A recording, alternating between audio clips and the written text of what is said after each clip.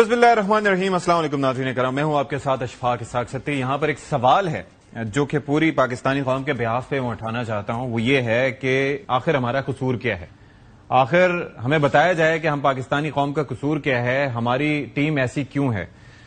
Perks and privileges اپنی جگہ ہیں، کم عمری میں پیسے اچھے مل رہے ہیں، ایکسپوجر بڑا مل رہا ہے، لیگز کھیل رہے ہیں، سارا کچھ کر رہے ہیں، لیکن مینٹل کیپیسٹی نہ ہونے کے برابر ہے. کمزور ٹیموں کے خلاف پھر بھی پرفارم کر جاتے ہیں، لیکن موسٹ آف دا ٹیم جو ہے وہ ایک فیلئر ثابت ہوتی ہے. اور یہ ایک ریکارڈ بن گیا ہے کہ کسی آئی سی سی ایونٹ میں 3 بار لگاتار آپ کا میچ ہوا ہو ایک ٹیم سے، اور وہ بھی بھارتی ٹیم سے، جو کہ کھیل میں بھی نفرت کی سیاست کو گھسا دیتے ہیں. یعنی کہ ہمارے سٹیکس وہاں پر ہائی ہوتے ہیں. ویسے بھی ہمارے روایتی حریف ہیں، لیکن اب جس طریقے سے ہم نے ان کو دھول چٹائی مارکہ حق میں، بنیان المرصوص میں، اس کے بعد سے وہ اور زیادہ تلملا رہے تھے اور ان کو شکست دینا لازمی تھا. اور یہ ایک موقع تھا ہمارے پاس کہ ہم اس موقع کا فائدہ اٹھاتے کہ جب ہمیں اسٹارٹ اچھا ملا، جب ہمارے اوپر پریشر نہیں تھا، تو ہمارے بلے بازوں کو سب سے پہلے کیپٹلائز کرنا چاہیے تھا.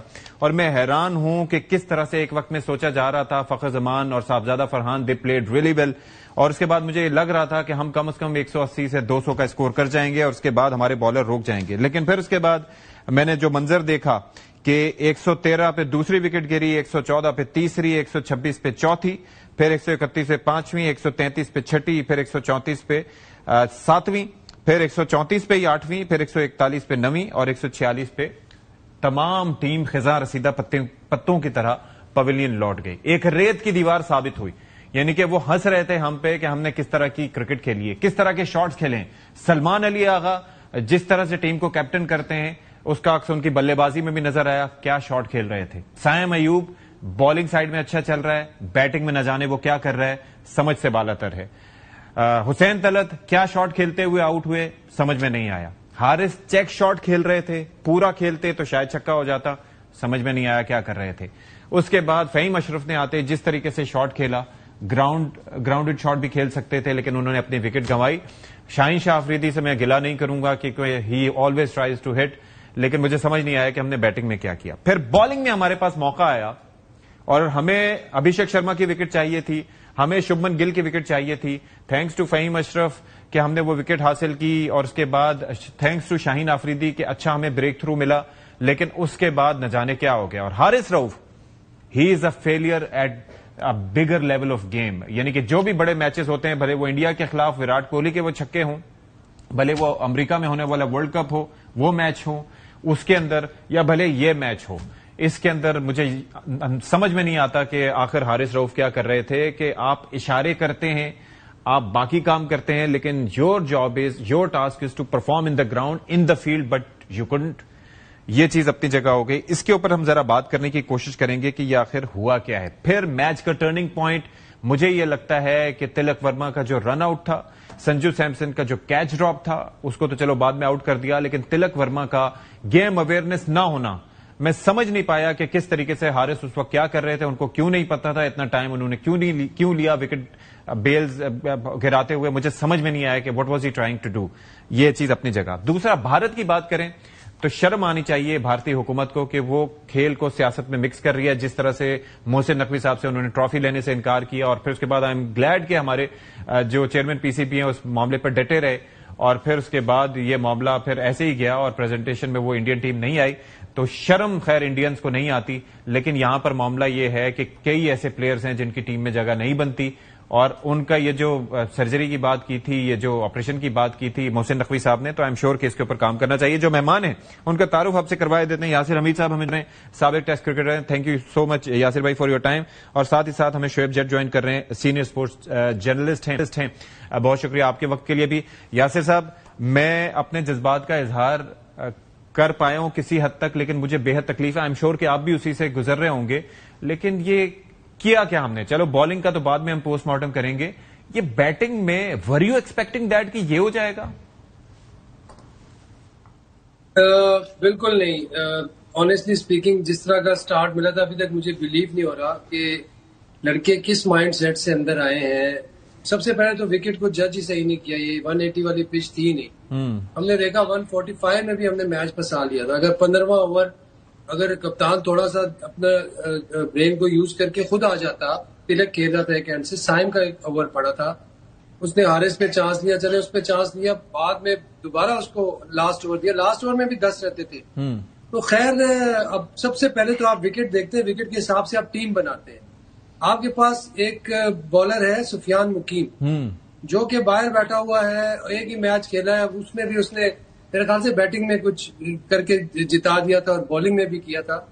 مطلب یار آپ وکٹ دیکھو, وکٹ پہ انڈیا نے ایک فاسٹ بالر کھلایا بمراہ, دوسرا ڈوبے کو تو میں فاسٹ بالر مانتا ہی نہیں ہوں نا, وہ بھی ایک ایڈوانٹیج تھا جو ہم نے ڈوبے کا مس کیا ہم نے بالکل, لیکن اس کو پھر بعد میں اچھا ریکور اچھا کیا. فرحان بہت اچھا کھیلا ہے, بہت ہی اعلیٰ اننگ کھیلی ہے, میرے خیال سے وہ فنش کر سکتا تھا. فرحان ایک کنسسٹنٹ ایک پلیئر ملا ہے. تب زیادہ فرحان جو تھا اس کی کوالٹی یہ ہے کہ وہ اوور دا ایئر اسی طرح اینکرنگ بھی کرتے ہیں اور ساتھ میں وہ بڑی ہٹس بھی مار لیتا ہے. ہم نے دیکھا اس نے اپنا رول بہت اچھا ادا کیا ہے. فخر کو اگر دیکھیں تو فخر نے اپنے رول کو کنورٹ کیا ہے. ٹھیک ہے, فخر بھی اس چیز کے لیے نہیں مانا جاتا نہ جانا جاتا, لیکن کل اس نے سچویشن کے مطابق کھیلا, وچ از رائٹ آئی تھنک. مطلب فخر ریڈ مار کے وہ فخر والا نہیں تھا, بٹ اس کی میچورٹی تھی. لوگ باتیں کر رہے ہیں کہ یار فخر اس طرح نہیں کھیلا. یار ہم نے 10 اووروں میں کوئی 130 تھوڑی کرنے تھے, جو ہمارا 10 اووروں میں 90 ہوتا تھا, دیٹ واز مور دین انف. اب اس کے بعد تو آگے ہم نے رن بال کر کے اور 160 165 170 کرنا تھا. اب مجھے سمجھ نہیں آئی یار بیٹسمینوں کا مائنڈ سیٹ کس طرح چینج ہوا. آپ نے کلدیپ کو ایک ہی اوور میں 3 وکٹس نہیں, لیکن مجھے ایک بات بتائیں یاسر مجھے یہ سمجھائیں, بیکاز آپ وہ پریشر نہ میں نے فیس کیا ہے, فیل کیا ہے انٹرنیشنل لیول کا, نہ شعیب جٹ نے, لیکن آپ گراؤنڈ میں جا کے وہ پریشر فیس کر چکے ہیں. تو واٹ از اٹ لائک, آئی مین اس وقت آپ کے پاس جب آپ نے رن اچھے کر لیے ہیں شروع میں, وہ پریشر نہیں ہے. آپ اگر جا کے شروع میں 2-3 اوور صرف اسٹرائک ہی روٹیٹ کریں اچھے سے, اس کے بعد پھر مارنے پہ جائیں, تو یہ جو ریت کی دیوار ثابت ہوئی, یہ ٹیم نہیں تھی, اور یہ منجے ہوئے پلیئرز ہیں سارے کے سارے. یہ ہوا کیا, یہ کمزور دماغ ہیں یا پریشر بہت زیادہ لے لیا, یا ہوا کیا؟ دیکھیں بیٹسمین جو ہوتے ہیں نا, بیٹسمین کے پاس ABC پلانز ہوتے ہیں, plan A, plan B, plan C. آپ گئے ٹھیک ہے, مارنے گئے, نہیں لگ رہی تو آپ سنگل ڈبلز پہ آ جاتے ہیں. پھر آپ کیا کرتے ہیں, ایک آدھ جو لوز بال ہے اس کا ویٹ کرتے ہیں. ٹھیک ہے, اگر وہ لوز بال بھی نہیں دے رہا آپ کو, آپ 2-3 بال ڈاٹ کر دو, کوئی مسئلہ نہیں ہے, کوئی قیامت نہیں آ جائے گی. بھائی آپ بیٹسمین ہیں, آپ بعد میں بھی اس کو کیا ریکوری کر سکتے ہیں. تو مطلب آپ بیٹسمین کا میں سمجھتا ہوں مائنڈ سیٹ, آپ ڈریسنگ روم میں آپ اپنی اننگ کو پلان کرتے ہیں. یار اگر مجھے بالر اچھے بال کر رہے ہیں, کلدیپ یادو بال کر رہا ہے, تو میں اس کو اندر دھن نہیں کھیل سکتا. لیکن دا پوائنٹ از کہ اچھے بال پہ اگر وکٹ ملی ہوتی, that would have been something different, but we gifted them the wickets. ایک اوور میں 3 وکٹیں دینا, that's disastrous. Shoaib Jatt, your thoughts brother. میں چاہوں گا کہ آپ اپنے الفاظ میں تھوڑا سا ایلیبریٹ کریں ہماری پرفارمنس.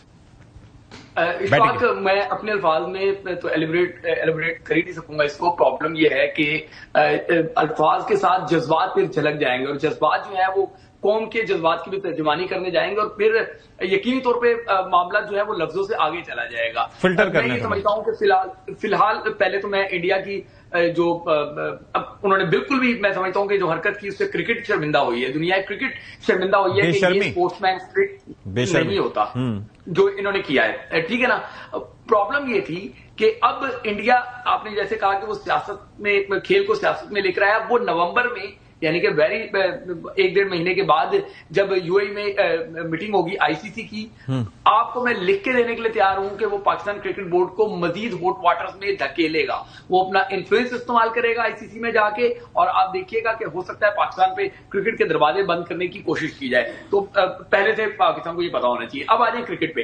میں یہ سمجھتا ہوں کہ ہم کس کا رونا روئیں. آپ کہتے ہیں نا کہ ہمیں کس جرم کی سزا ملی ہے. میں یہ سمجھتا ہوں کہ ایک محاورہ ہے کہ کسی کے گناہ کی سزا ہمیں مل رہی ہے, ان کے گناہ کی سزا ہمیں مل رہی ہے. یہ کیپیبل نہیں ہے, یہ میرٹ پہ ٹیموں میں آئی نہیں ہے, اس وجہ سے آج ہمیں شکستوں کا سامنا کرنا پڑ رہا ہے. میں اس بات کا بلیور ہوں. مجھے کسی موقع پہ ایسا نہیں لگا تھا کہ پاکستان یہ میچ جیت سکتا ہے. کیوں نہیں لگا تھا؟ کہ پاکستان نے مومنٹم لوز کرنا ہی کرنا تھا. ٹھیک ہے, جتنی اچھی سولڈ ان کو فاؤنڈیشن مل گئی تھی, اس کے بعد خدا کا واسطہ ہے وہ جو یہ نو لک شاٹ بوائے ہم نے پال رکھا ہے سائم ایوب, جس کی اصل جاب جو ہے وہ بیٹنگ ہے, اس سے بیٹنگ ہو نہیں رہی, آپ اس کو بالنگ پہ زبردستی تھوپ رہے ہیں. ٹھیک ہے, پہلے اس کو پورا بیٹسمین تو بننے تھے. 48 میچز ہو چکے ہیں اس کے T20 میں. ان 48 میچز میں کیا اس نے ایک جنوبی افریقہ کے خلاف 98 کے علاوہ باقی اس کے 50 تو چھوٹی موٹی ٹیموں کے خلاف بناتا رہا ہے, ٹھیک ہے نا. تم سے دیکھ کے کھیلا نہیں جاتا, تم مشہور ہو گئے ہو 9 لک شاٹ کے لیے, اس کو پاکستان ٹیم سے باہر نکالے. اس کے بعد آ جائیں یہ محمد حارث. اگر میں جان کے ایوان کہوں تو اس پہ تنقید کر لوں, یا مجھے ابھی بھی یہ کہا جائے گا کہ اس کو سپورٹ کریں. کس بات پہ ہم سپورٹ کریں؟ اس میں ہے کیا سپورٹ کرنے والا؟ جس طریقے سے اس نے اپنی وکٹ تھرو کی ہے, یہ تو ایسا لگ رہا تھا کہ ہماری طرف سے نہیں کھیل رہے, ان کی طرف سے کھیل رہے. اس کے بعد آواز ہے جس بیٹسمین کی بات کریں, یہ حسین طلعت کو آپ لے کر آئے ہیں آل راؤنڈر کے نام پہ. خدا کا واسطہ ہے یار, یہ آل راؤنڈر ہیں پوری دنیا کی. ابھی یہ جو چھوٹی چھوٹی عمان کی ٹیم ہے, کو آل راؤنڈر بھی ان سے اچھے تھے. سلمان علی آغا کپتان آپ نے ان کو بنا دیا ہے, وہ بھائی ان کی ٹی20 میں جگہ نہیں بن رہی, وہ جسٹیفائی نہیں کر پا رہے. ایز اے بیٹر دیکھ لیں کہ انہوں نے کون سا تیر مار دیا ہے. پھر آپ آ جائیں اپنے اگلے بیٹسمینوں کی طرف, محمد نواز کی طرف آ جائیں. محمد نواز کا بھی آپ دیکھ لیں, آل راؤنڈر کے نام پہ آپ ان کو کھلاتے ہیں. کرتا کیا ہے بھائی, ایک آدھے میچ میں پرفارم کر کے 20 میچ ہمیں ہروا دیتا ہے, لدوا دیتا ہے, اور ہم کہتے ہیں کہ وہ ہے ٹھیک ہے. فہیم اشرف اللہ اللہ کر کے پتہ نہیں 5000 میچ اس کو کھلا دیے, تو اب وہ تھوڑا سا کچھ نکھر کے سامنے آنا شروع ہوا ہے. ٹاپ ٹو باٹم میں سمجھتا ہوں کہ یہ ساروں کو باہر کرے. ایک صاحبزادہ فرحان ڈومیسٹک کا پرفارمر تھا, اس کو آپ نے عزت دی, اس نے پرفارم کر کے دکھایا. یہ وہ صاحبزادہ فرحان ہے جس کو بابر اعظم کے دور میں ٹیم میں نہیں گھسنے دیا جاتا تھا, ٹھیک ہے, حالانکہ وہ ڈومیسٹک کا ٹاپر تھا.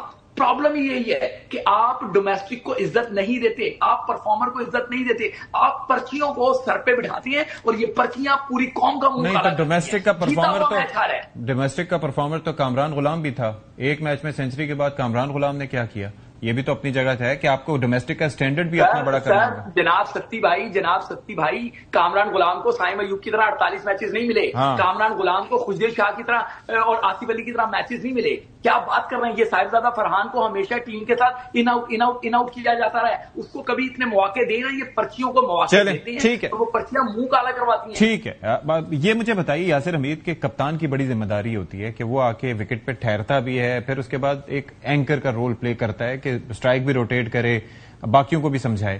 جو شاٹ انہوں نے کھیلا یا جس طرح کی ان کی کپتانی رہی, بالنگ جس طریقے سے انہوں نے اٹیک ویری کیا, خاص طور پر کیا اس پہ کامنٹ کریں گے آپ؟ کیا جگہ بنتی ہے کپتان کی ٹیم میں اس سچویشن میں؟ میرا نہیں خیال کہ اس سچویشن میں, اگر آپ دیکھیں ان کا جو رول تھا نا, ان کو جس چیز کے لیے لے کے آئے تھے کہ یار وہ گیم کو فنش کریں گے. اگر آپ ان کی پرفارمنسز دیکھیں ڈومیسٹک میں, یا ان کی پرفارمنسز آپ پی ایس ایل میں دیکھیں, تو انہوں نے نمبر 3 پہ بیٹنگ کر کے اسلام آباد یونائٹیڈ کے لیے انہوں نے کھیلے اور وہاں پہ پرفارم کیا ہے, نو ڈاؤٹ. دیکھیں جو نیا بال ہوتا ہے, ہارڈ بال ہوتا ہے تھوڑا, اس میں ریلیز شاٹس لگتی ہیں. جو مڈل آرڈر میں آپ T20 میں کھیلتے ہیں تو آپ کے پاس پاور ہٹنگ ہونی چاہیے. دس از ویری امپورٹنٹ کہ آپ اگر پھنس رہے ہیں تو آپ کے پاس بڑے شاٹس ہونے چاہیے جو آپ اوور دا لائن کر سکیں. تو میرے خیال سے وہ چیز نظر نہیں آئی سلمان علی آغا کی, اور اس کی پرفارمنس اور فارم جو تھی that was not there. I don't think کہ اس طرح جو ہے, کیونکہ ٹیم پہ پریشر پڑتا ہے. اگر آپ کا کپتان آپ کو پرفارم کر کے نہیں دے رہا اور ایگزامپل سیٹ نہیں کرتا اور فرنٹ سے لیڈ نہیں کرتا, تو لڑکوں میں موٹیویشن نہیں آتی. ویئر ایز اگر اور سینئر پلیئرز کو ہم دیکھیں تو ان میں شاہین شاہ افریدی نے He came back. He did well. Yes, he did very well. He came back. He did well. وہ ایک دفعہ پاکستان کے کپتان بھی رہے, انفارچونیٹلی ایک ہی دفعہ رہے, کیونکہ بابر جب کپتانی سے ہٹے تھے ان کو ایک سیریز میں کپتان بنایا تھا, پھر ان کو ہٹا دیا گیا تھا. اور پی ایس ایل کی 2 کپتانیوں نے کی, 2 دفعہ چیمپئن بنایا اپنی لاہور قلندر کو. ٹھیک, تو ان کی سی وی بڑی اسٹرانگ ہے. اگر آپ نے کسی کو کپتان بنانا ہے تو ایسے پلیئر کو بنایا کہ جو آپ کو میچ جتا کے دے سکتا ہے. تو یاسر اب مجھے ایک بات بتائیں کہ ابھی اس ٹیم میں سے کون کون سے پلیئر, جیسے شعیب جٹ نے باقاعدہ ایک ایک کا نام لے کے بتایا, آپ کے خیال میں کس کس پلیئر کی جگہ نہیں بنتی اور اس کے آلٹرنیٹ کے طور پر پلیئر کون ہونا چاہیے؟ دیکھیں میں آئی ایم بلیور کہ آپ اگر کل انڈیا کے پلیئرز بھی دیکھیں, جس طرح ٹلک ہے, ٹلک واز ناٹ وہ کوئی پنچ ہٹر نہیں ہے, وہ طریقے سے کھیلتا ہے, اور بہت اچھا پلیئر ہے, بہت اچھا پلیئر ہے. اس میں میتھڈ نظر آیا, ٹیکنیک نظر آئی ہے, اور اس نے امپرووائز کی ہے. میں سمجھتا ہوں کہ عبداللہ شفیق کو اس ٹیم میں ضرور ہونا چاہیے. Is a young, is very talented, اور وہ جس طرح اگر آپ اس کو مواقع دیں, لیکن وہ بیک ٹو بیک صفر پہ بولڈ ہوتا رہا ہے, اس کے تو بیسک فلاز ہیں یاسر بھائی. مطلب وہ کیسے, میں تو ابھی ریسنٹلی میں نے اس کو دیکھا ہے کہ روکتے ہوئے ایک بندہ بولڈ ہو رہا ہے, کیسے اس کو انکلوڈ کریں؟ دیکھیں آؤٹ ہونا ایک ڈفرینٹ چیز ہے, آؤٹ ہونا ایک ڈفرینٹ چیز ہے, اور مسلسل ہونا کوئی بھی ہو سکتا ہے. روکتے ہوئے بھی آؤٹ ہو سکتا ہے, مارتے بھی آؤٹ ہو سکتا ہے, لیکن اس نے اوور آل پروو کیا ہوا ہے اپنی ٹیکنیک سے, اپنی پرفارمنس سے پروو کیا. اس کے بعد آگے سعود شکیل ہے, ٹھیک ہے. اس کے علاوہ نیازی ہے, عرفان اللہ نیازی ہیں, انہوں نے پرفارمنسز دی ہیں. وائی ناٹ بابر اعظم, میں اس کا نام ضرور لوں گا. اگر آپ نے اس کو کپتان نہیں بنایا, آپ ٹیم میں تو رکھیں, اس سے آپ کام تو لیں. ضروری تو نہیں وہ کپتان بن کے ہی کھیلے گا. ٹھیک ہے. تو آئی مین آپ دیکھو, پلیئر آپ کا پروڈکٹ ہوتا ہے, آپ اس کو بابر کے ساتھ آپ نے رضوان کا نام نہیں لیا, تو رضوان بھاری ٹھیک ہے آپ کہہ رہے ہیں؟ نہیں, رضوان دیکھیں, رضوان بالکل اس نے اوور دا ایئرز پروو کیا ہوا ہے, beyond the limits performances prove کی ہوئی ہیں. حارث کی اگر آپ بات کرتے ہیں تو حارث کا کافی ہو گیا ہے کہ جو وہ سیلی شاٹس کھیلتا ہے, سیلی شاٹس کھیل کے وہ ٹیم کو جو آگے نہیں لگانا چاہیے. آپ کو موقع ملا, وہ ذرا سے کھیلو, پرفارم کرو. ہمارے بھائی مسکرا رہے ہیں ذرا, شعیب جٹ صاحب کس کی ٹیم میں جگہ بنتی ہے؟ اور یہ حارث جو کیپنگ کرتے ہوئے جو تلک ورما کا رن آؤٹ مس کیا, وہ کیا تھا, کیا کر رہا تھا اس وقت, what was he trying to do? تپی آپ بڑے شرارتی ہیں, اور میرا دوست یاسر لالا جو ہے وہ بہت ہی معصوم انسان ہے, صحیح ہے نا. اب وہ شرارتی ہیں جو آپ شرارتیں کر رہے تھے عبداللہ شفیق کو لے کر, باقی باتیں لے کے. بیک ٹو دی میچ آتا ہوں. تلک ورما یار مجھے کوئی امپریس نہیں کیا تلک ورما نے. آپ جا کے اس میچ کی دوبارہ ہائی لائٹس دیکھیں, ہر بال کو وہ لپیٹ رہا تھا آن سائڈ کی طرف. جو آپ محمد رضوان کے بارے میں بات کرتے ہیں کہ وہ ہر چیز کو آن سائڈ کی طرف لپیٹتا ہے, تلک ورما بھی یہی کر رہا تھا. تو یہ سینس لیس بالنگ ہو رہی تھی. کیا بالنگ کر رہے تھے؟ بیٹنگ پہ واپس آ جاتا ہوں, پھر بالنگ پہ جب بات ہوگی اس پہ میں کر دوں گا بات. یہاں پہ میں تھوڑا سا ایڈ کرنا چاہوں گا پلیز. یہ میرے فاضل بھائی ہیں شعیب جٹ, تھوڑا سا میں دیکھیں, تلک ورما ٹھیک ہے, اس کو ہم نے گندے بال کیے, لیکن شروع میں اس نے آگے جس طرح آکوپائی کیے پریشر ٹائم میں, آپ اس کو کریڈٹ دیں. ٹھیک ہے, کریڈٹ بالکل بنتا ہے. میں سمجھتا ہوں کہ ہی is a good player. Batsman کی ایک ہی تو غلطی کا موقع ملتا ہے, اور تلک ورما تو کئی غلطیاں کر رہا تھا, آپ نے اس کا فائدہ نہیں اٹھایا. بہرحال میں واپس آ جاتا ہوں. دیکھیں, فخر زمان کو اب ریٹائرمنٹ لے لینی چاہیے. ٹھیک ہے, 109 میچز صرف 13 50, آخری 250 جو ہے نا عمان اور یو اے ای ٹیموں کے خلاف بنائے ہیں. ٹھیک ہے, ان کو اب ریٹائرمنٹ لے لینی چاہیے. جٹ صاحب ریپڈ فائر کر لیں ذرا جلدی سے آگے. اور جی, ان کا ریٹائرمنٹ لے لینی چاہیے. یہ جو بات کر رہے تھے لالا کے, بابر اعظم کو لے آنا چاہیے. بابر اعظم ٹیم میں تھے, پاکستان زمبابوے کے خلاف 100 رن نہیں بنا سکا تھا. پاکستان امریکہ سے ہارا, پاکستان آئرلینڈ سے ہارا, پاکستان چھوٹی چھوٹی ٹیموں سے ہارتا رہا. بابر اعظم مسئلے کا حل نہیں ہے. ہم کیوں وہی نام لے رہے ہیں, سعود شکیل, عبداللہ شفیق, ہم کیوں نہیں نام لے رہے کہ باسط علی جو ہماری جونیئر کرکٹ میں آیا تھا, صحیح ہے, پھر حسیب اللہ ہمارے پاس آیا تھا, محمد اخلاق پرفارم کر کے اتنا آگے آ گیا, خواجہ نافع جو ہے وہ پرفارم کر رہا تھا. ٹھیک ہے نا, اسی طریقے سے وکٹوں پہ عثمان کو آپ کیوں نہیں لے کر چلیں. ٹھیک ہے. تھینک یو سو مچ یاسر بھائی فار یور ٹائم. یہاں پر ایک بریک لیں گے, اور بریک کے واپس آئیں گے تو تھوڑا سا ہم پوسٹ مارٹم کریں گے کہ ہماری بالنگ کیسی رہی. حاضر ہوتے ہیں. پروگرام میں ایک بار پھر سے آپ سب کا خیر مقدم. اور اب ذرا ہمیں جوائن کر رہے ہیں شاہد ہاشمی صاحب, جو کہ نمائندہ خصوصی برائے کھیل ہیں, اور اس کے ساتھ ساتھ شبیر احمد صاحب سابق فاسٹ بالر ہیں, ان سے بھی ہم بات کریں گے. شعیب جٹ پروگرام کے پہلے حصے سے ہمارے ساتھ موجود ہیں. ذرا شاہد ہاشمی صاحب, تھوڑا سا میں چاہوں گا کہ آپ چونکہ ایک عرصے سے دیکھ رہے ہیں قومی ٹیم کے معاملات, اور یہ جس طریقے سے 3 میچ ایک ایونٹ میں ہونا, اور تینوں میں لگاتار ایک ہی حریف, اور آپ کا روایتی حریف, اس کے ہاتھوں آپ کا شکست ہونا, اور جس طرح سے شکست ہوئی وہ, تو میں پہلے چاہوں گا کہ آپ ذرا اس کو سم اپ کر سکیں اگر, کیونکہ آپ بڑے سینسیٹیو آدمی, آپ فیل بھی کرتے ہیں اور کرکٹ سے محبت بھی کرتے ہیں, تو آئی ایم شیور کہ آپ کے احساسات بھی ویسے ہی ہوں گے جیسے ہمارے ہیں. بہت زیادہ کرکٹ سے بھی محبت کرتے ہیں, اپنے ملک سے, اپنے ملک کی ٹیم سے بھی کرتے ہیں. تو واقعی ایک ایسا روایتی حریف جو ہم سے لڑائی پر, جھگڑے پر تلا بیٹھا رہتا ہے ہر وقت, اس سے 3 میچ ہارنا واقعی بڑی مایوس کن بات ہے. پہلے میچ سے دوسرے میچ میں بہتری آئی, دوسرے میچ سے تیسرے میچ میں بہتری آئی, اور سب لوگ سوچ رہے تھے کہ پاکستان فائنل جیتے گا, لیکن بیٹنگ کی ناکامی, 9 وکٹیں 33 رنز پر 39 گیندوں پر کھو دیں. اس کے بعد پھر اچھی خاصی بالنگ کر کے 20 رن پہ 3 آؤٹ کر لیے تھے. پھر وہ کیچ جو حسین طلعت نے چھوڑا, وہ رن آؤٹ جو محمد حارث بیٹسمین کو دیکھ رہے تھے اسکرین پر, بجائے اس کے کہ وہ ایکشن ریپلے میں دیکھتے, پہلے وکٹ اڑا دیتے تو رن آؤٹ ہو جاتا. پاکستان نے موقع کھوئے, ورنہ پاکستان یہ میچ جیت سکتا تھا اس ٹوٹل پہ بھی. تو مایوس کن بات ہے, ایک موقع ہم نے بھارت کو دے دیا. اگر ہم یہ فائنل جیتتے تو کیا صفے ماتم بچتا, اور کیا ان کے کھلاڑیوں کو دھمکیاں ملتی, اور کیا گودی میڈیا چلاتا کہ آپ نے کیوں اجازت دی پاکستان سے کھیلنے کی. یعنی کہ ہاتھ سے ہم نے پلیٹ میں رکھ کے ان کو دیا. شبیر احمد، مجھے ذرا یہ بتائیے کہ فاسٹ بالنگ کبھی بھی ایک آسان کام نہیں رہا، لیکن ایک ایسے ایونٹ میں جس میں ہم نے دیکھا کہ شاہین شاہ آفریدی نے ایک کم بیک کیا اور اپنے آپ کو ایک طرح سے ثابت کیا کہ کیوں ان کا شمار بہترین بالرز میں ہوتا ہے. جب ان پہ تنقید کی گئی اور پچھلے میچ میں وہ بھارت کے ہاتھوں ان کی پٹائی ہوئی تھی، لیکن اس دفعہ انہوں نے، اس سے پہلے میچ میں بھی اور اس میں بھی انہوں نے اچھا پرفارم کیا، وہ اپنی جگہ. فہیم اشرف بولڈ بیوٹیفلی، بہت زبردست انہوں نے بالنگ کی.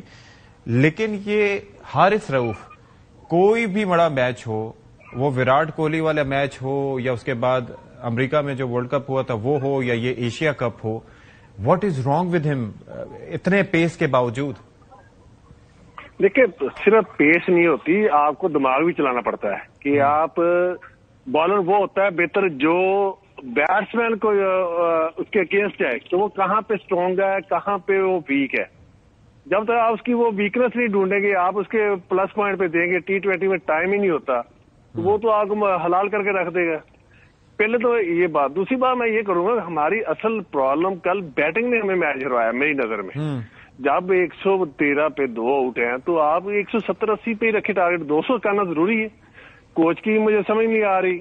وہ حارث کو اگر بھیجا تو پورا چھکا تو مارنے جائے، یہ کہتا ہوں نے ہاتھ مار کے ہاتھ پکڑا کے چیک شاٹ کھیلا نہیں. پھر آپ نہیں، اس کے اندر یو نیم دیم نا. آپ نے حارث کے شاٹ دیکھ لیں. Salman Ali Agha, what was he trying to do?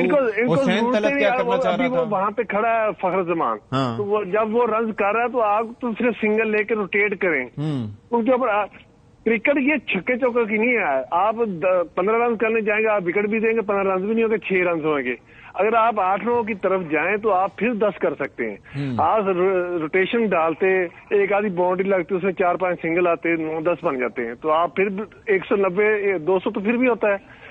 آپ 15 رنز کی طرف کیوں جاتے ہیں؟ آپ کو کرکٹ کسی نے سینس ہی نہیں دی، کسی نے سکھائی نہیں کرکٹ. یا جو بیٹھے ہیں وہاں پہ کوچ، اس نے اس پہ کوئی اس پہ بنایا نہیں کوئی پیٹرن.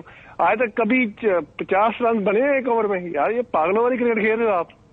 سینس لیس کرکٹ کھیلی ہے ہماری بیٹنگ نے اور اس کے جو پلانر تھے پیچھے.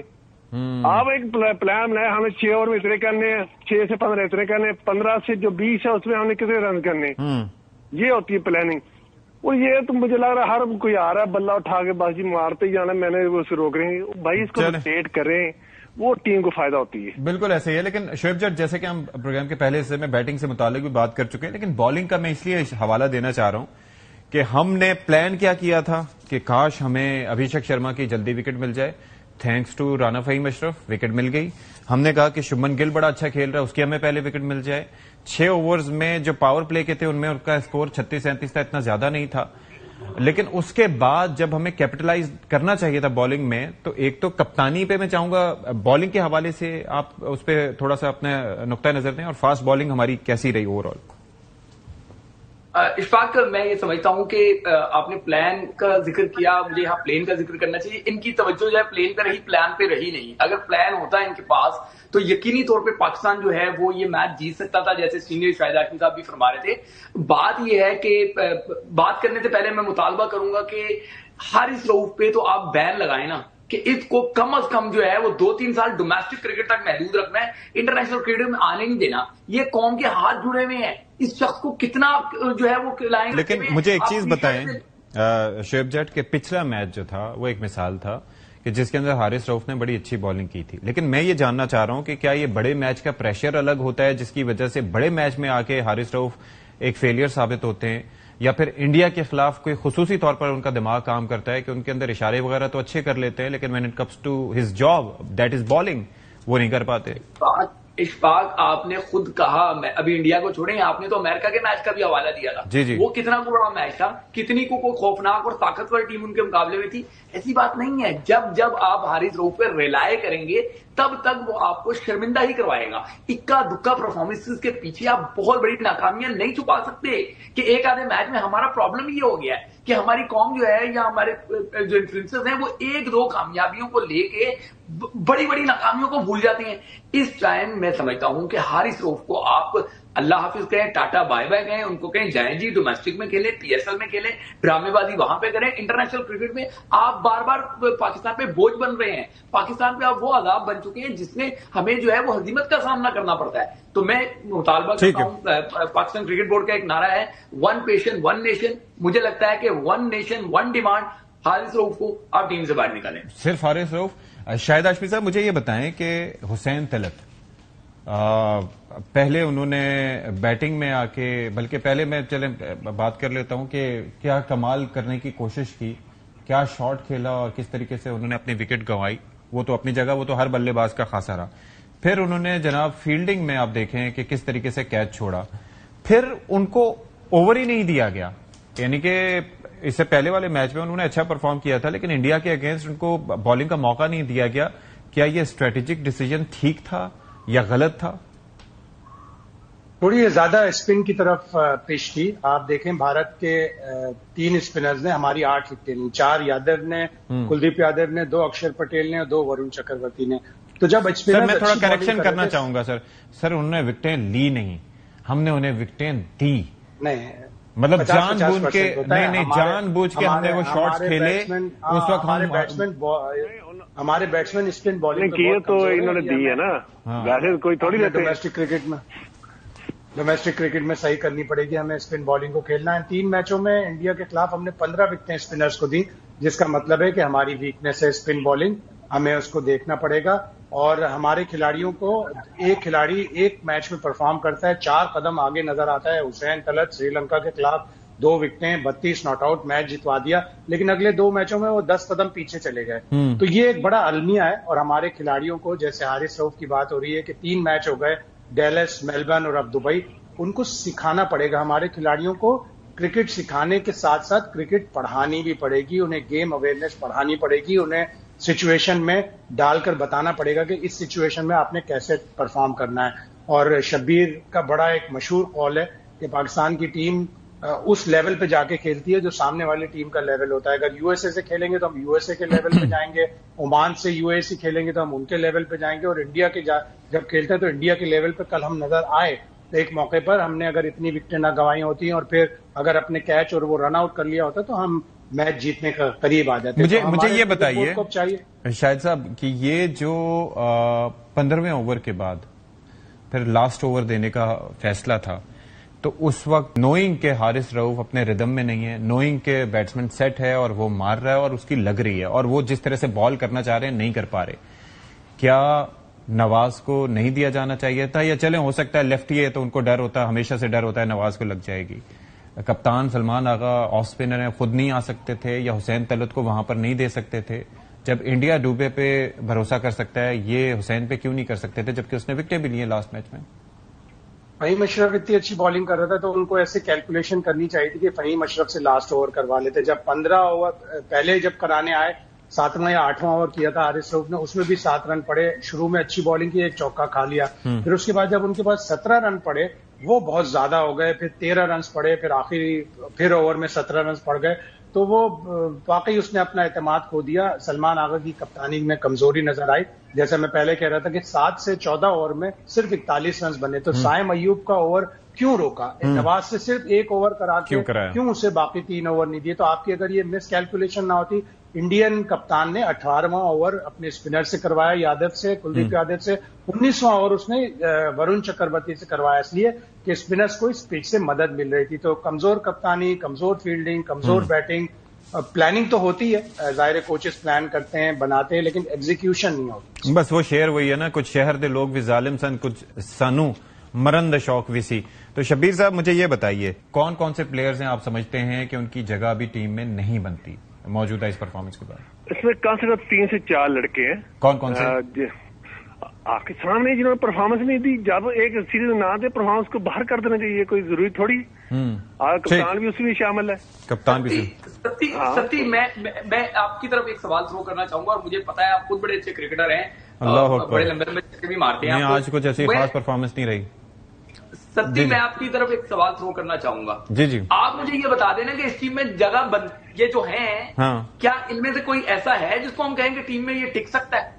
94 मैचेस हारिस रऊफ खेल चुका है भाई। 94 मैचेस के बाद अगर हमें उसे क्रिकेट सिखानी पड़ेगी। मैं आपको हारिस की एक बात बता देता हूँ। जी जी, उसको कोई फर्क नहीं है, बेशक आप उसको बाहर कर दें, उसको अब इंटरेस्ट है वहाँ पे लीग वगैरह खेलने का। ठीक ठीक ठीक ठीक, चले आपको सीधी बात बताऊँ इसमें, चले कोई दो राय यानी कि इंटरेस्ट उसमें लीग्स खेलने में, और जाहिर है कि ये कमिटमेंट वक्त मुख्तसर है। बहुत शुक्रिया आपका, आप हमारे साथ मौजूद रहे, शुएब जट साहब और इसके साथ साथ शाहिद साहब और शब्बीर अहमद साहब।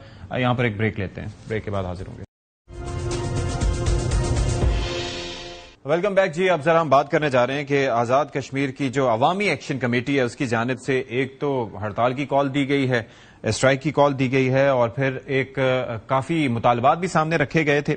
और फिर ये है कि वो अगर उन मुतालबात की बात करें तो वो फाइनेंशियल एस्पेक्ट से हैं, एडमिनिस्ट्रेटिव एस्पेक्ट से हैं, या फिर सब्सिडी रिलेटेड हैं। लेकिन बात दरअसल ये है कि DGISPR वहां पर गए और मुख्तलिफ जामियात के तलबा से उन्होंने खिताब किया, और वो खिताब इस लिहाज से बड़ा इंपॉर्टेंट था कि उन्होंने ये कहा कि सियासी सिस्टम काम कर रहा है, और खासतौर पर जिस तरह के सड़कों का नेटवर्क है वहां पर, या जिस तरीके से आवाम को सहूलियात वहां पर मुयस्सर हैं, बिजली वहां पर सस्ती है, तो उनका यही कहना था कि यहां पर लोग बिल्कुल बेहतर हैं। यहां पर लोगों की अगर हम बात की जाए, उनकी तालीमी लिहाज से वो बेहतर सलाहियत रखते हैं, और खासतौर पर मतलब अगर लिटरेसी रेट देखा जाए तो वो भी बेहतर है। लेकिन जो मसाइल हैं उसका हल भी जो है वो बैठ के करना ज्यादा जरूरी होता है कि डिस्कस करके उन मामलात को सॉर्ट कर लिया जाए। तो वो मसाइल हैं क्या इश्यूज हैं, उन पर जरा बात कर लेते हैं। फरजाना याकूब साहब ज्वाइन कर रही हैं जो कि साबिक वजीर भी रह चुकी हैं, उनसे जरा बात करते हैं। फरजाना साहिबा, thank you so much for your time. कोई भी मसला हो या कोई भी मामला हो तो एहतजाज ज़ाहिर करना हर किसी का जमहूरी हक है, लेकिन जब तक कि वो पुरतशद्दुद एहतजाज में तब्दील ना हो, या इससे आवाम के जानो माल पे कोई फर्क ना पड़े, या जबरदस्ती ना की जाए। तो ये अवामी एक्शन कमेटी का मसाइल हैं क्या, और क्या आपको लगता है कि किसके एजेंडे पर ये कारबंद इस वक्त दिखाई देते हैं? देखिए, अवामी एक्शन कमेटी जो है वो प्रेजेंट खुद को करती है कि जी वो अवाम के तर्जुमान है। अच्छा। और वो साथ में ये भी इम्प्रेशन देते हैं कि उनके बहुत बुरा हाल है, कुछ सुनने वाला नहीं है, और अवाम जो है वो अपने जिन लोगों को उन्होंने वोट किया हुआ है वो शायद मतलब मिलते नहीं हैं अपने लोगों से। तो ये एक बड़ा ही अजीबोगरीब इम्प्रेशन दे रही है अवामी एक्शन कमेटी। अगर लोग कश्मीर को जानते हैं, आजाद जम्मू कश्मीर को जानते हैं, तो उन्हें ये भी बड़ा पता होगा कि कश्मीरी बहुत पढ़े लिखे लोग, कश्मीर में कोई भी हुकूमती नुमाइंदा, स्पेशली जिस किसी ने भी इलेक्शन कंटेस्ट करना है, वो अफोर्ड ही नहीं कर सकता कि जिस तरह के पाकिस्तान के बाकी इलाकों में जो नखरे होते हैं कि जी वुज़रा और वजीर आजम से आप मिल नहीं सकते। पाकिस्तान के वजीर आजम से मिलना एक बहुत मुश्किल काम है, लेकिन आप जरा जाकर देखिए आजाद जम्मू कश्मीर के वजीर आजम से मिलना मुश्किल काम नहीं है, क्योंकि वहां पर जो है ये अवाम के साथ बीच में डिस्टेंस नहीं रखा जाता। हमारे लोग पढ़े लिखे लोग हैं, और हमारे लोग जो है वो पता है पैसों से ज्यादा इज्जत और एहतराम चाहते हैं। अच्छा फरजाना साहब, मुझे एक चीज ये समझाइएगा, वोटर्स का, सपोर्टर्स का, और मुझे ये जरा फरमाइएगा कि ये जिस तरह से DGISPR ने जब स्टूडेंट्स से बात की थी 15 सितंबर को, तो उसके अंदर एक चीज बड़ी इंपॉर्टेंट थी कि उन्होंने ये कहा, और खासतौर पर मैं भी जब वहां पर आजाद कश्मीर मुख्तलिफ इलाकों में जाने का मुझे मौका मिला तो मैंने ये देखा कि वहां पर 30% से ज्यादा या उनकी एक बड़ी परसेंटेज जो है वो सरकारी मुलाजिम है। एक तो ये चीज सॉर्ट हो गई। फिर जब आप सरकारी मुलाजिम होते हैं, फिर आपके स्टेक्स भी होते हैं, इसका मतलब है आप रियासत पे एतबार करने हैं, तो जो भी आपके इश्यूज हो आप उसको सॉर्ट कर सकते हैं। तो ये दर हकीकत हम ये भी देखते हैं कि हमारे पड़ोसी मुल्क का जो पाकिस्तान के वजूद से खाइफ है और आजाद जम्मू कश्मीर के हवाले से भी अपनी क्या सोच रखता है, आपको लगता है कि उसका भी इन्फ्लुएंस कुछ यहां पर दिखाई देता है इस एतबार से? देखिए, यहां तक बात है 30% जो हमारे लोग हैं वो हुकूमत के ही मुलाजमीन हैं। बिल्कुल, आजाद जम्मू कश्मीर में चूंकि वो एक कॉन्फ्लिक्ट जोन है, वहां पर एक हद से ज्यादा इन्वेस्टमेंट नहीं हो पाती है। हुकूमत की हमेशा से कोशिश रही है, पाकिस्तान की हुकूमत की भी बहुत कोशिश रही है, वो कि हमारा खित्ता बहुत ही पीसफुल है। ये एक्शन कमेटी को अगर आप निकाल लीजिए तो पाकिस्तान के बाकी इलाकों की निस्बत यहाँ पर क्राइम भी बहुत लो है, बहुत ही पीसफुल इलाका है। लेकिन चूंकि यहाँ पर जो है इकोनॉमिक अपॉर्चुनिटीज कम है, तो वो जो खला है वो हुकूमत पूरा करती है। ठीक है। और उसकी वजह से اتنے سارے لوگوں کو نوکریاں دی ہوئی ہیں. تو جو جس بجٹ کی بات, اور بائی دا وے عوامی ایکشن کمیٹی کہتی ہے کہ جی نان ڈیولپمنٹ بجٹ کو جو ہے نا اس کو ریشنلائز کیا جائے. کیسے ریشنلائز کیا جائے؟ نان ڈیولپمنٹ بجٹ جو ہے وہ سیلریز اینڈ پینشنز ہیں. جو ڈیولپمنٹ بجٹ ہے اس کا بھی کبھی کبھار حصہ نان ڈیولپمنٹ کی طرف جاتا ہے. یہ سب ہونے کے باوجود جو سڑکوں کا جال ہے, جو ہماری ہیلتھ فیسلٹیز ہے, جو ہماری ایجوکیشنل فیسلٹیز ہے, ایک چھوٹا سا علاقہ ہے آزاد جموں کشمیر جس میں 5 سے زیادہ گورنمنٹ یونیورسٹیز ہیں, اور یہ 2011 کے بعد سے بنی ہیں. 3 میڈیکل کالجز ہیں, 3 ڈویژنز ہیں آزاد جموں کشمیر کے, اور تینوں کے ڈویژنل ہیڈ کوارٹرز میں نہ صرف ہسپتال ہیں بلکہ ٹیچنگ ہاسپٹلز ہیں, یہ میڈیکل کالجز ہیں یہاں پر. آپ یہ ایک اور میں بات بتاؤں کہ ہمارے ان میڈیکل کالجز میں ان کو بنانا کیوں ضروری تھا؟ اس چھوٹے سے خطے میں 3 میڈیکل کالجز کیوں؟ لوگ سوال پوچھتے ہیں کہ 5 یونیورسٹی کی ضرورت کیوں ہے؟ کیونکہ مقبوضہ کشمیر سے نوجوان اور بچیاں ہمارے ان یونیورسٹیز اور کالجز میں پڑھنے آتے ہیں. ہمیں یہ یاد رکھنا چاہیے کہ آزاد جموں کشمیر جو ہے وہ آزادی کا بیس کیمپ ہے. ہماری ذمہ داری ہے کہ یہ انٹرنل پیٹی پالیٹکس جو کہ ہماری چل رہی ہوتی تھی, لیکن ہماری عوام اور جو قائدین ہیں ان کا رشتہ مضبوط ہے اور ان کے مسائل حل کوئی بھی ایسا کام نہ کرے, ہو رہی ہے, اور کوئی بھی ایسا کام نہ ہو, کوئی بھی ایسا کام نہ ہو جس سے دشمن کو فائدہ پہنچے جانے انجانے. اور دیکھیں عوام کا حق ہے کہ وہ کرٹیسائز کرے حکومت کو اور اپنے معاملات درست کروائے. حکومت ذمہ دار ہے, جہاں پر حقوق کی بات ہوتی وہیں پر ساتھ میں ذمہ داری بھی عائد ہوتی ہے. مجھے ایک چیز بتائیے گا, کرمنل ایکٹیویٹی کی اجازت. شہباز شریف صاحب نے فرمایا تھا کہ 38 میں سے 36 مطالبات مانے جا چکے ہیں. 2 ایشوز کیا ہیں جن کے اوپر معاملات سارٹ نہیں ہوئے, اور اس کی بنیاد پہ اتنے احتجاج کی کال دینا, یہ کیا اس کی منطق ہے؟ دیکھیے 2 ایشوز ایسے ہیں جن کے لیے لیجسلیشن چاہیے. ٹھیک ہے. تو اس سے کلیئرلی پتہ چلتا ہے کہ جو لوگ یہ مانگ رہے ہیں نا مطالبات, جن کے انہیں پتہ بھی نہیں ہے کہ یہ مطالبات کیسے حل ہوں گے, ان کو پروسیس کا علم ہی نہیں ہے. ٹھیک ہے. کہ اس کے لیے یہ جو کہہ رہے ہیں, اور کس حق سے یہ لوگ کہہ رہے ہیں کہ جو 12 مہاجرین کی سیٹیں وہ ختم کی جائیں؟ کیا ان لوگوں کو یہ نہیں پتا کہ ہم نے جو رائے شماری ہے, جو پلیبیسائٹ ہے وہ ہونا ہے, اور اس کی وجہ سے چاہے کشمیری آزاد جموں کشمیر کے اندر ہے یا کہیں بھی ہے پاکستان میں, وہ رجسٹرڈ اسٹیٹ سبجیکٹ ہے, اور ان لوگوں کا ڈیٹا اس لیے پروٹیکٹ کیا جاتا ہے. یہ سارا سسٹم اس لیے ہے کہ جس دن ہمیں ہمارے پلیبیسائٹ کا حق ہوگا تو سارے کشمیری اس پلیبیسائٹ میں ووٹ دیں گے. تو یہ بے وقوف یہ کہہ رہے ہیں کہ جی ان 12 لوگوں کو نکالا جائے, اس میں سے 6 جو سیٹس ہیں وہ ویلی کی ہیں اور 6 سیٹس جموں کی ہیں. یہ ریپرزینٹیشن ہے آزاد جموں کشمیر کی. جو اسمبلی ہے وہ the state of Jammu and Kashmir کی representative. I got it G.